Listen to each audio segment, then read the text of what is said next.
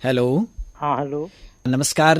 नमस्कार। मैं ध्वनि मित्र पांडुरंग पुराणिक आकाशवाणी वाराणसी एफएम विविध भारती से आपसे दूरभाष के माध्यम से जुड़ा हूं। जी जी। और हम अपने श्रोताओं को बता दें कि हमारे साथ इस समय संस्कृत साहित्य जगत के एक बड़े हस्ताक्षर, उत्तर प्रदेश संस्कृत संस्थान और राष्ट्रपति प्रशस्ति पुरस्कार प्राप्त प्रोफेसर प्रभुनाथ द्विवेदी जी जुड़े हैं। द्विवेदी जी, आपका बहुत बहुत स्वागत कर रहे हैं, साथ ही प्रणाम निवेदित कर रहे हैं। आपको भी प्रणाम है और हमारे सभी सुधी श्रोताओं को भी मेरा हार्दिक अभिनंदन। प्रोफेसर प्रभुनाथ द्विवेदी जी, बहुत लंबे समय से आप संस्कृत साहित्य जगत की सेवा कर रहे हैं और आपने विश्वविद्यालय स्तर पर महात्मा गांधी काशी विद्यापीठ सहित अनेक शैक्षणिक संस्थानों में आचार्य की भूमिका निभाई है जी। और बहुत सारे विद्यार्थियों को अपना मार्गदर्शन दिया है और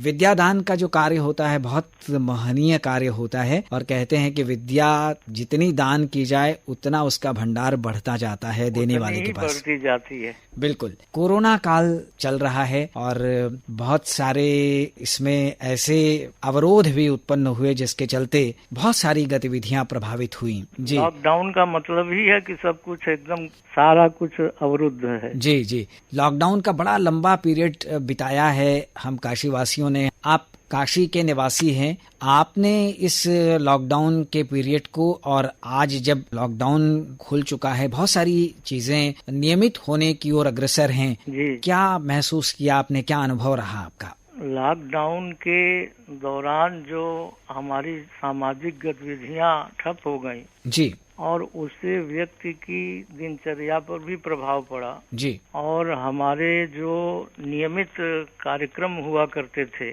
हम लोग तो आस्थावान हैं और काशी में रहने का तात्पर्य है कि भगवती गंगा का दर्शन, पूजन, स्नान जी, और बाबा विश्वनाथ का दर्शन, संकट मोचन का दर्शन, तो ये सब कुछ बंद कर दिए गए केवल इस कोरोना के संक्रमण के भय से जी। तो एक तरीके से काशी भी अन्य नगरों की ही भांति हो गई जी। इसका जो महात्म्य है, इसका जो धार्मिक स्वरूप है जी, वो घरों में रहकर लोग तो जो आस्थावान है, जो निष्ठावान लोग हैं जी, वो तो अपना जो दैनिक कृत्य है जी, जो हमारे संस्कार में विहित हैं जी, किसी तरीके से वो तो कर ही रहे हैं, लेकिन जो अन्य हमारे धार्मिक क्रियाकलाप थे जी, वो स्थगित हो गए इस कोरोना काल में।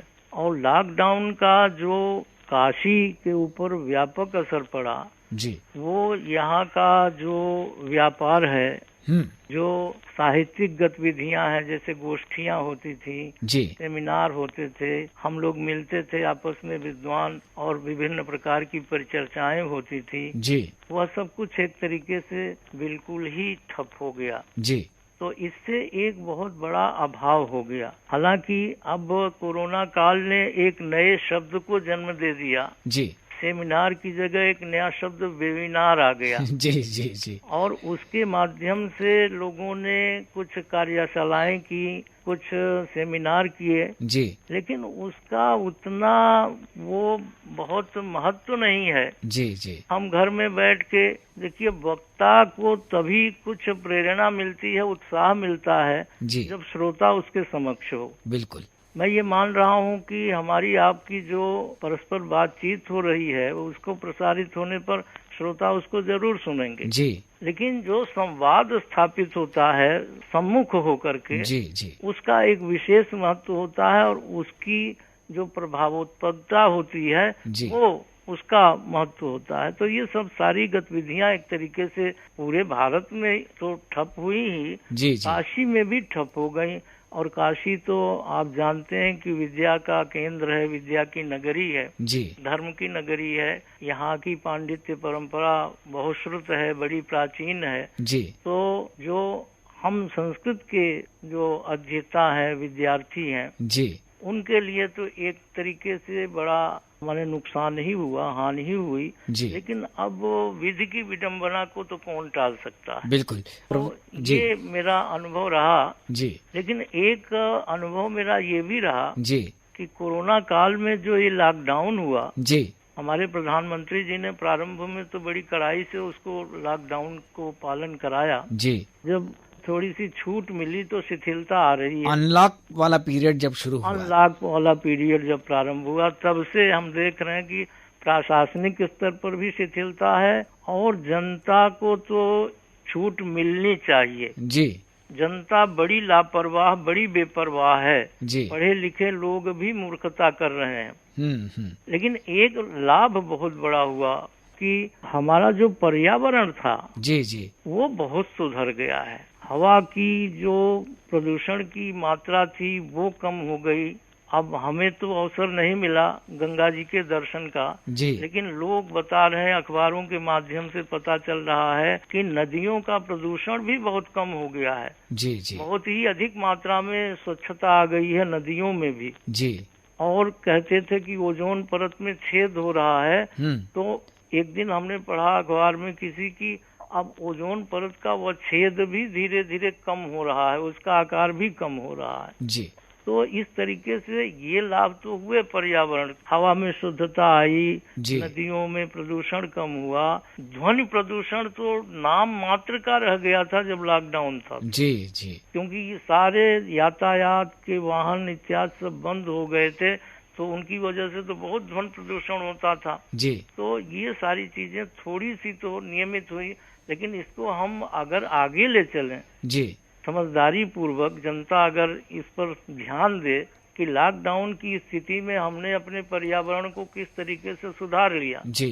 तो अब लॉकडाउन नहीं है, हमें स्वतंत्रता मिल रही है यथेच्छ उठने बैठने चलने फिरने की, तो भी हम अपने पर्यावरण की ओर देखें और उसमें सुधार करने की चेष्टा करें। बिल्कुल। प्रोफेसर प्रभुनाथ द्विवेदी जी, चूंकि आप संस्कृत साहित्य से जुड़े हुए हैं और एक जाने माने संस्कृत के कथाकार भी हैं, आप काव्यों के रचयिता भी हैं, बहुत सारी रचनाएं आपकी प्रकाशित हुई हैं, बहुत सारी पुस्तकें आपकी आई हैं, संस्कृत से जुड़ी हिंदी में भी बहुत सारी पुस्तकें आपकी हैं और कुछ जो आपके संस्कृत के काव्य हैं उनका भावार्थ के साथ हिंदी अनुवाद के साथ भी प्रकाशन हुआ है और बहुत सारे लोगों ने उसको पढ़ा है और आनंद लिया है। कोरोना काल में कुछ विशिष्ट प्रकार की रचना आपने की? हाँ, और मैं यहाँ अपने सुधी श्रोताओं के समक्ष कुछ उसका उदाहरण भी प्रस्तुत करना चाहूंगा जी। तो ये जब लॉकडाउन नंबर 1 हुआ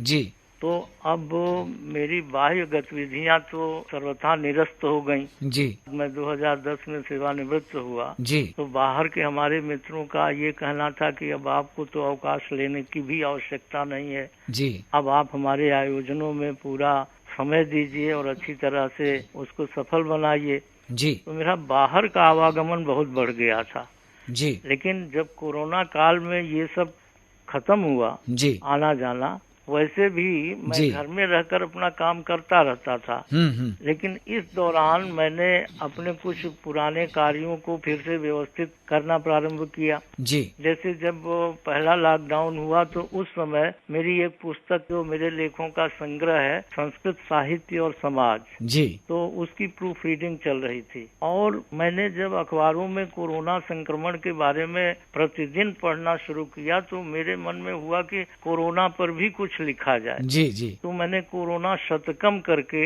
108 श्लोकों का एक लघु काव्य बनाया। वाह, क्या बात है। हाँ, उसके कुछ श्लोक मैं हिंदी भावार्थ सहित अपने श्रोताओं के लिए प्रस्तुत करना चाहूंगा। जरूर जरूर, स्वागत। देखिए कोरोना का भाव क्या है। कहता है अयम निजः परो वेति भेद बुद्ध्यान पश्यति उदार प्रसरः तीक्ष्ण कोरोना काल दूतवत। जी जी जी। ये कोरोना सोचता कि ये मेरा है ये दूसरा है, ऐसा कोई भेद की बुद्धि उसमें नहीं है जी। वो पहचानता ही नहीं है कि कौन मेरा है कौन पराया है जी। और उदार प्रसरः तीक्ष्ण वह बहुत तेजी से लोगों के पास पहुंचता है जी। कैसे काल दूतवत, जैसे काल का कोई दूत मृत्यु का कोई दूत जाए किसी के पास, ऐसे कोरोना पहुंच रहा है। कैसे लोगों पर कोरोना का प्रभाव पड़ जाता है तो कहते हैं हस्त सम्मेलनात् स्पर्शाद संपर्काद वा यथा तथा विधातुम स्वजनम नूनम प्रसाद मद गच्छति। हस्त सम्मेलनात् पाश्चात्य जो संस्कृति है उसके अनुसार तो अब हाथ मिलाना बहुत फैशन हो गया था जी। तो हाथ मिलाने से, इस प्रसाद स्पर्श करने से जी यथा तथा संपर्काद वा, जैसे तैसे किसी प्रकार अगर शरीर से संपर्क हो गया, जी उसके कपड़ों से, उसकी वस्तु से संपर्क हो गया, तो यह स्वजनम नूनम विधातुम, जी यह लोगों को अपना जरूर बना लेता है। जी जी और प्रसादम अधिगच्छति, ये कोरोना बहुत प्रसन्न होता है अपना बना के कि चलो इसे भी मैंने अपना बना लिया। जी। अब हम कोरोना को कैसे दूर रख सकते हैं, तो इसके लिए हमने उपाय सुझाया है। जी। अस्य संयमने शक्ता भारतीया ही संस्कृति ही अस्या विभेति कोरोना दूरम याति न संशयः। इसके संयमन में अर्थात इसके रोक में, इसका प्रसार न हो जी। इसके लिए हमारी भारतीय संस्कृति बहुत प्रभावशाली है और हमारी भारतीय संस्कृति से कोरोना दूर भागता है, डरता है जी। इसमें कोई संदेह नहीं है। तो हम आपस में मिलें तो सामाजिक शिष्टाचार का पालन कैसे हो, तो प्रणामो ह्यंजलिम बद्ध्वा दूरादेव नमस्कृते जी। युक्ताहार विहारश्च शुचिता योग पद्धति। कोरोना को दूर रखने के लिए हाथ जोड़कर प्रणाम करें जी। दूर से ही नमस्कार करें, अपना आहार विहार उचित रखें जी। चारों ओर पवित्रता स्वच्छता बनाए रखें और योग आसन प्राणायाम इत्यादि का हमें अवलंबन लेना चाहिए जी। दूरता संयमस त्यागो धैर्यम इंद्रिय निग्रह कोरोना व्याधिनाशाय स्वीकर्तव्या समैर्जनई। दूरता माने जिसको सोशल डिस्टेंसिंग कहते हैं जी। संयम अपने पर नियंत्रण, त्याग माने लोभ न करना, लालच न करना जी। दुकान पर कोई चीज है तो अरे इसको खाने की इच्छा है तो खा लें, ये सब नहीं। धैर्य, अब मोदी जी ने कहा कि 60 के ऊपर के लोग घर में ही रहें जी। तो घर में रहने में धैर्य का त्याग हो जाता है, तो धैर्य बनाए रखना जी। इंद्रिय निग्रह अपनी इंद्रियों को वश में रखना, ये सब कोरोना व्याधि के नाश के उपाय हैं जी। गृहाद बहिर्न गंतव्यम नहीं सम्मर्द मेलनम द्वारे लक्ष्मण रेखा स्यात् भवेद आत्म नियंत्रणम। वाह। आत्म नियंत्रणम स्यात्, अपने ऊपर नियंत्रण रखना बहुत जरूरी है जी। गृहाद बहिर्न गंतव्यम, वृद्धों को तो घर के बाहर नहीं जाना चाहिए जी। और अगर जाते भी हैं चाहे वृद्ध हो चाहे युवा हो चाहे बालक हो, नहीं सम्मर्द मेलनम, भीड़ में घुलना मिलना नहीं चाहिए जी। माने स्ट्रिक्टली जो सोशल डिस्टेंसिंग है उसको मेंटेन रखना ही रखना है। और इसके लिए मोदी जी ने अपने पहले संबोधन में कहा था द्वारे लक्ष्मण रेखा स्यात्। हाँ। आप अपने दरवाजे पर एक लक्ष्मण रेखा बना लें, माने एक कल्पित कर लें कि हमें दरवाजे से बाहर नहीं जाना है, इसी से कोरोना को हटाया जा सकता है जी। अज्ञातैः सह संपर्कम नैव कुर्यात् कदाचन जी। दूरत्वम स्यात् द्वयोर मध्ये सन्निकटम न भाषणम। अज्ञात व्यक्तियों के साथ कभी भी किसी प्रकार का संपर्क, लेन देन, खाना पीना नहीं करना चाहिए जी। और दो के बीच में दूरी होनी चाहिए जी। और पास होकर के भाषण नहीं होना चाहिए। मुंह पर जो मास्क लगा रहता है फिर भी पास नहीं होना चाहिए। अब लोग कहते हैं कि 1 मीटर की दूरी हो, 6 फीट की दूरी हो, तो हमने एक दूरी की नियमित नाप बता दी है, ये बहुत महत्वपूर्ण है। इसी से मैं अपने काव्य को विराम दूंगा। जी। जी। यावद दैर्घ्यम शरीरस्य जी। तावन मानम परस्परम स्थानांतरम विधातव्यम यतः संक्रमणम न स्यात्। वाह। शरीरस्य यावद दैर्घ्यम, जी। अपने शरीर की जितनी लंबाई है जी। अगर 2 लोग हैं तो दोनों की लंबाई का औसत निकाल लीजिए जी। तो शरीर की जितनी लंबाई है तावन मानम, उतनी दूरी जी। परस्परम एक दूसरे के बीच बनाए रखने चाहिए और स्थानांतरम विधातव्यम, सटना नहीं चाहिए, हमेशा परस्पर दूरी रखनी चाहिए, इससे संक्रमण नहीं होगा जी। ये कुछ उपाय हमने बताए अपने काव्य के माध्यम से जी। और बहुत सी चीजें 108 श्लोक हैं जी। तो जी। उसमें बहुत आगे भी बहुत सी परिस्थितियों पर कि हमारी सामाजिक स्थिति पर क्या हुआ जी। तो जी। हमें हृदय से अपने आप को सन्निकट लाना है, न कि शरीर से। बिल्कुल बिल्कुल। हमारे हृदय मिलते रहें, जी। शरीर न मिले तो कल्याण है। बिल्कुल, बहुत अच्छा संदेश आपके काव्य कोरोना शतकम के माध्यम से श्रोताओं तक पहुंचा है।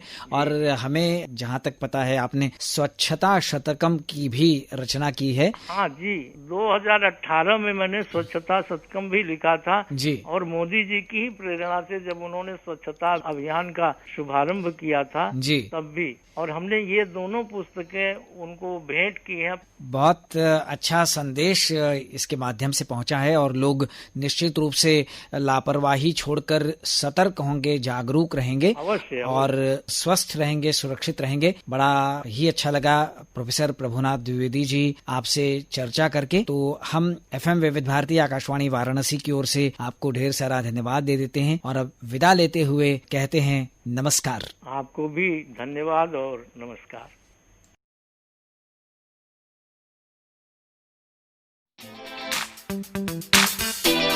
Thank you.